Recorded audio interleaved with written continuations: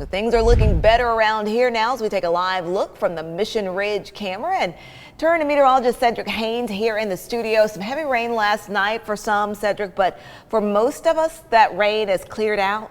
That's right, Latrice. Most of the widespread rain is moving on out of the area, but we are watching for a couple of isolated downpours to pop up as we go throughout the next few hours. Let's review some of those rainfall totals from last night. This is radar estimated rainfall, and you can see about a ½ inch to an inch of rainfall on average across most of the Tennessee Valley. But as you made your way off towards the western half of the area, we saw average totals anywhere between more like 1.5 inches to 2 inches of rainfall. So again, another good soaking rain event out there. We had some rumbles of thunder and some lightning, but again, no severe weather as expected, most of that staying to our south. As we look outside right now, yeah, it's looking pretty nice out there. A mixture of blue skies, but yes, we still have some of these puffy clouds that are trying to blow up out there across the area. And not only that, as we look at the radar, you can see in the past 20 minutes or so, a couple of downpours trying to develop, and we'll have to contend with this over the next hour or two, especially across the eastern half of the area. So you can see here east of Dalton, as you head over towards Chatsworth, seeing a quick downpour moving through also just to the south of Cleveland, and that continues to drift off to the north and east. Another one about to make its way in towards the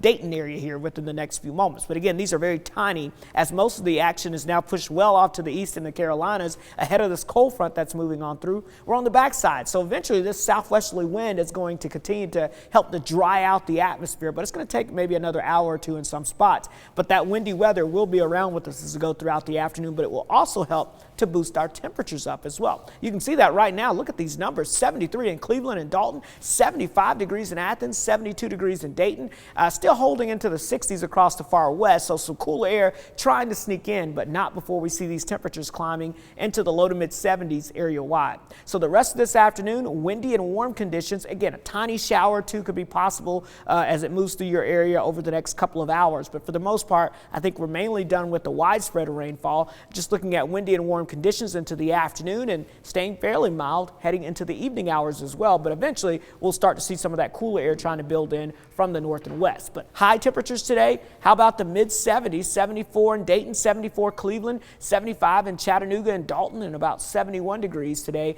in Fort Payne. But again, watch out for some of those gusty west southwesterly winds. Hey, let me show you this viewer photo we got in. This is from Linda Day over at Gibbs Garden. You can see again we've got the daffodils, we've got the blood roots showing up out there. Just a beautiful scene as the garden is really coming to life now. A little closer inspection of some of those daffodils showing up out there across the area. A very spring-like scene showing up across the region here.